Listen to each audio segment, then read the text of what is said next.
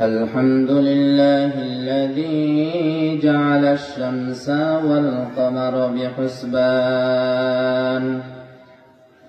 والنجم والشجر يسجدان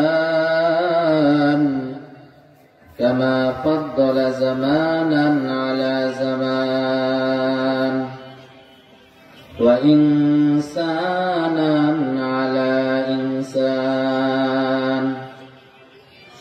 ونشهد أن لا إله إلا الله وحده لا شريك له لا ضد له ولا ند له ولا مثل له ولا نذير له ولا شبيه له ولا شبه له ونشهد أن سيدنا وسندنا وحبيبنا وطبيبنا الحمد لله الذي جعل الشمس والقمر بحسبان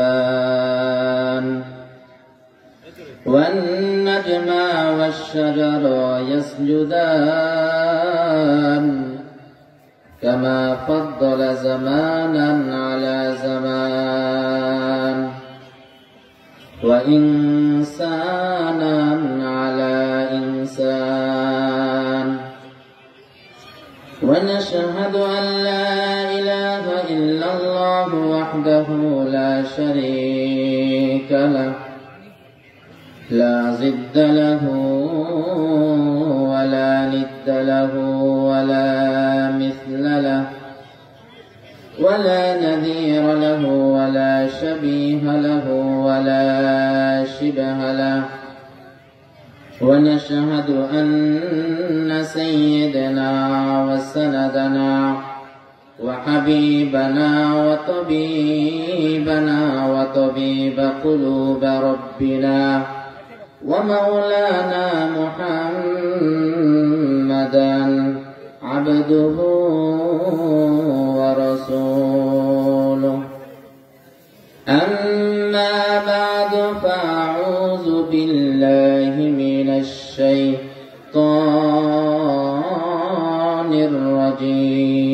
الرجيم بسم الله الرحمن الرحيم وما خلقت الجن والإنس إلا ليعبدون وقال تعالى وقضى ربك ألا تعبدوا إلا إياه وبالوالدين إحسانا وقال رسول الله صلى الله عليه وسلم أي العمل أحب إلى الله عز وجل قال الصلاة على وقتها قال ثم من قال بر الوالدين رواه البخاري بلغ العلا بكماله كشف الدجى بجماله حسنت جميع خصاله صلوا عليه وآله لا إله إلا الله زبن قل لا إله إلا الله لا إله إلا الله لا إله لا محبوب إلا الله لا موجود إلا الله لا مقصود إلا الله لا إله إلا الله لا إله إلا الله لا إله ডানে মাটি বামে মাটি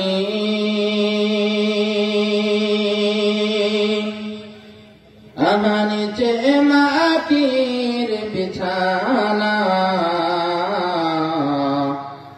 উপরেতে বাঁশের ছাউনি বান্দা চিন্তা করে দেখো না, লা ইলাহা ইল্লাল্লাহ, লা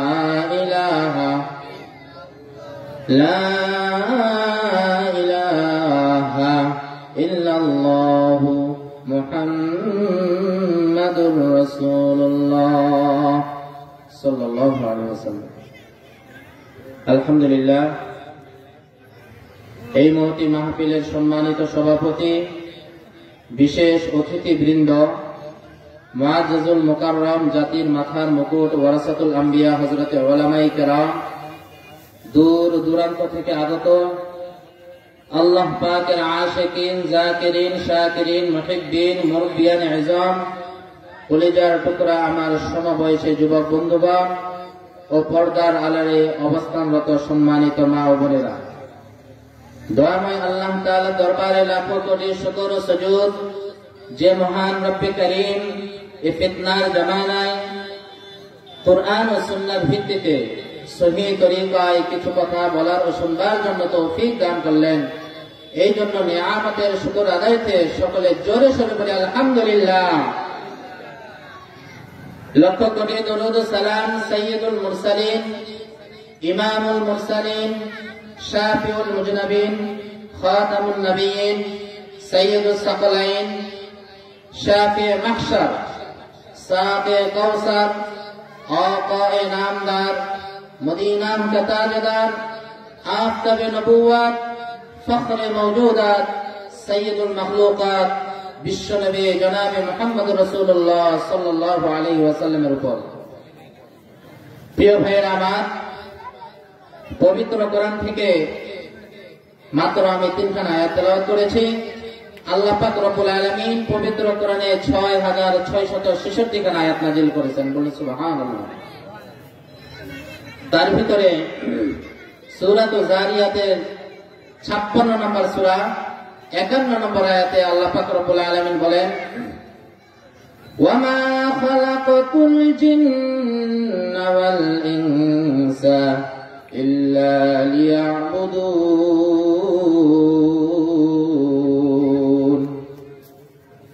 আল্লাহ পাক রব্বুল আলামিন বলেন, ও দুনিয়ার মানুষেরা, আমি দুনিয়াতে মানুষ এবং জিন জাতিকে একমাত্র আমার ইবাদত করার জন্য, গোলামি করার জন্য সৃষ্টি করেছি।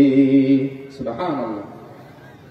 দুনিয়াতে মানুষ এবং জিন জাতিকে কিসের জন্য সৃষ্টি করা হয়েছে? একমাত্র তার ইবাদত করার জন্য, বندگی করার জন্য সৃষ্টি করা হয়েছে।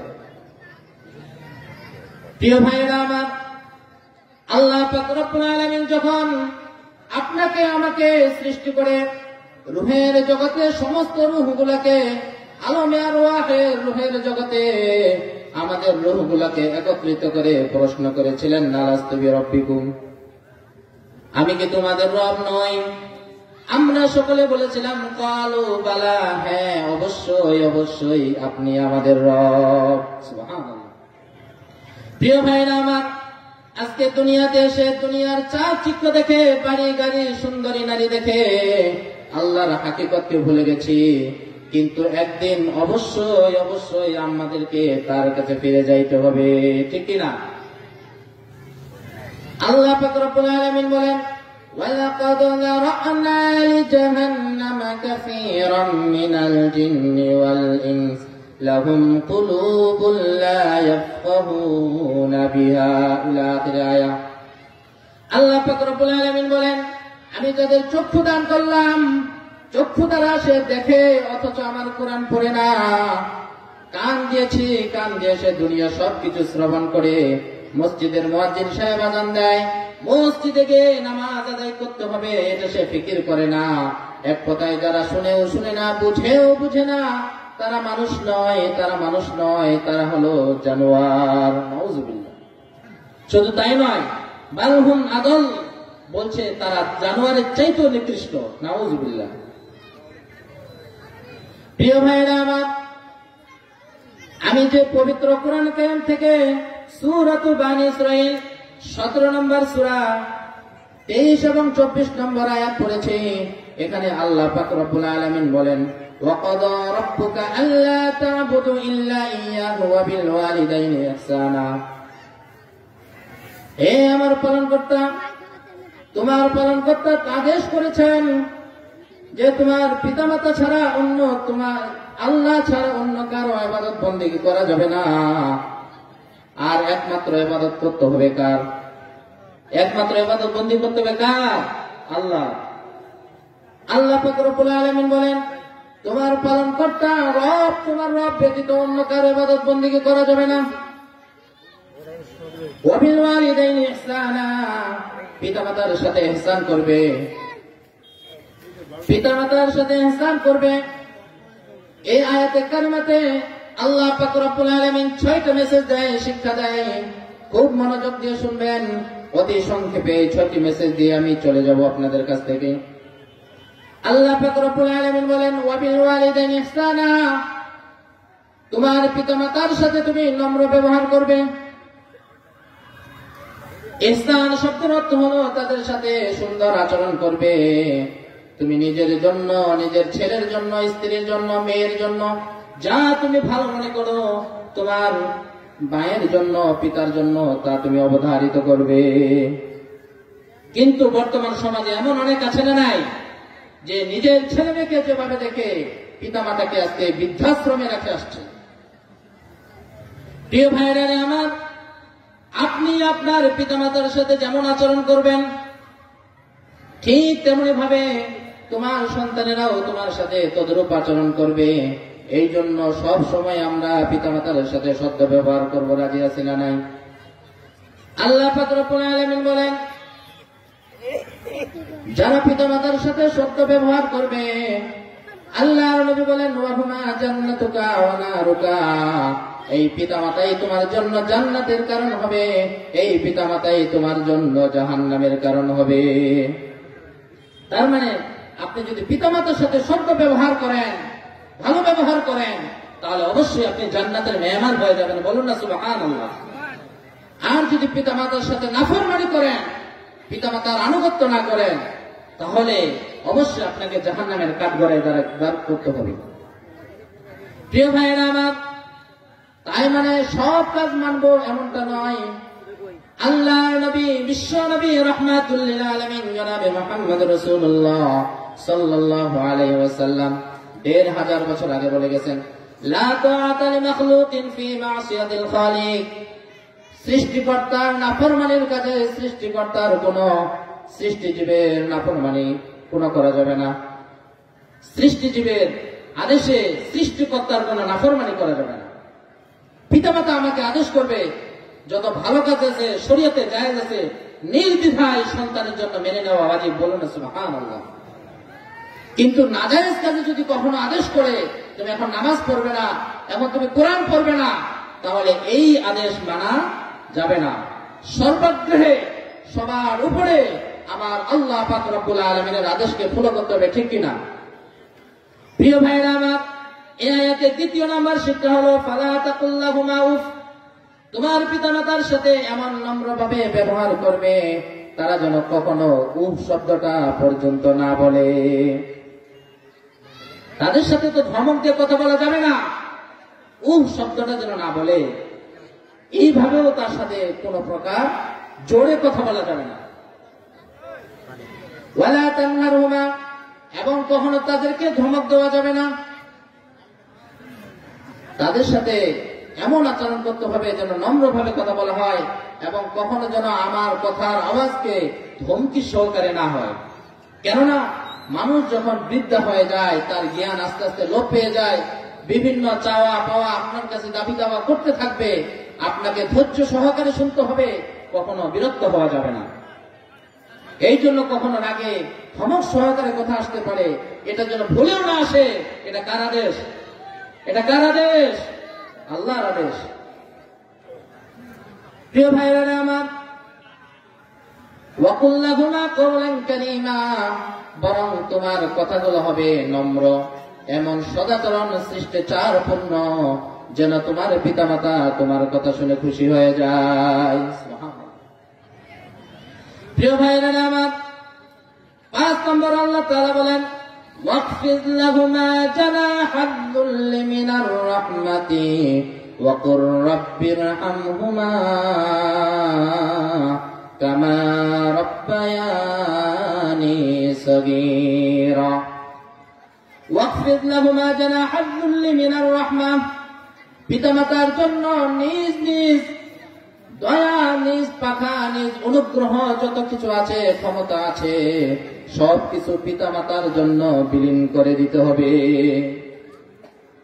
পিতামাতার কাছে সব হেয় করে দিতে হবে। অহংকার, অহমিকা সবকিছু বিসর্জন দিতে হবে। প্রিয় ভাইয়েরা আমার, ৬ষ্ঠ নম্বর আয়াতে আল্লাহ পাক রব্বুল আলামিন এই শিক্ষায় বলেন, ওয়াকুর রাব্বিরহামহুমা কামা রাব্বায়ানি সগীরা। শুধু তাই নয়, এই পিতামাতার সাথে আল্লাহর পরে পিতামাতার আনুগত্য করতে হবে। তাদের সাথে ধমক দিয়ে কথা বলা যাবে না, নম্র সহকারে কথা বলতে হবে। তারা যেন শব্দটা না বলে, এবং তাদের সাথে নম্র সহকারে আদব বজায় রাখতে হবে। ৫ নম্বর আয়াতে বলতেছেন যে আমার নিজের যত ক্ষমতা, বাহু, শক্তি সবকিছু পিতামাতার কাছে নত করে দিতে হবে। ৬ষ্ঠ নম্বর শিক্ষাতে আল্লাহ পাক রব্বুল আলামিন বলেন, শুধু তাই নয়, তোমার যা কিছু আছে সবকিছু তো তোমার পিতামাতার পায়ে কুরবান করে দিবে। তথাপিও শেষ নয়, তারপরে তাদের জন্য দোয়া করতে হবে। এই দোয়াটা স্বয়ং আল্লাহ পাক রব্বুল আলামিন নিজেই শিখিয়ে দিয়েছেন। সুবহানাল্লাহ বিহামদি। দোয়াটা কি? ওয়াকুর রাব্বিরহামহুমা কামা রাব্বায়ানি সগীরা। আয় আল্লাহ, তারা শৈশবে যেভাবে আমাদেরকে লালন পালন করেছেন, আল্লাহ এখনো যেন তাদেরকে কবরেও যেন আপনি সেভাবে লালন পালন করেন। বলুন না সুবহানাল্লাহ। প্রিয় ভাইয়েরা আমার, আজকে এমন একটা বিষয় নিয়ে আলোচনা করেছি, এই বিষয়টা আমাদের সমাজে আলোচনা হওয়া অতীব জরুরি। আজকে আমরা পিতামাতার খেদমত করি না, কিন্তু যখন আমরা বার্ধক্যে পৌঁছাবো তখন আমার সন্তান আমার খেদমত করবেন। এই জন্য আমরা সকলে পিতামাতার খেদমত করব, আমার সন্তানদেরকে শিক্ষা দেব। এই শিক্ষা পাবে কোথায়? এই দিনী মাদ্রাসায়। এই জন্য আমরা আমাদের সন্তানকে মাদ্রাসায় ভর্তি করাবো। আজকে এখানে কোরআনে হাফেজদেরকে পাগড়ি করা হবে। আপনার কি মনে চাই না আমাদের এরকম সন্তান কোরআনে হাফেজ হোক, আলেম হোক? মৃত্যুর পরে আপনার জানাজা দেবে, মৃত্যুর পরে আপনার কবরের পাশে দাঁড়িয়ে দাঁড়িয়ে বলবে রব্বিরহামহুমা কামা রাব্বায়ানি সগীরা। তাহলে অবশ্যই আপনি সফলতা পাবেন, অবশ্যই নাজাত মুক্তি পেয়ে যাবেন। সুবহানাল্লাহ। আল্লাহ তাআলা আমাদের সবাইকে প্রতিটি সহিহ কথার উপরে আমল করার তৌফিক দান করুন। আমিন। ওয়া আখিরু দাওয়ানা আলহামদুলিল্লাহি রাব্বিল আলামিন। আসসালামু আলাইকুম ওয়া রাহমাতুল্লাহি ওয়া বারাকাতুহু।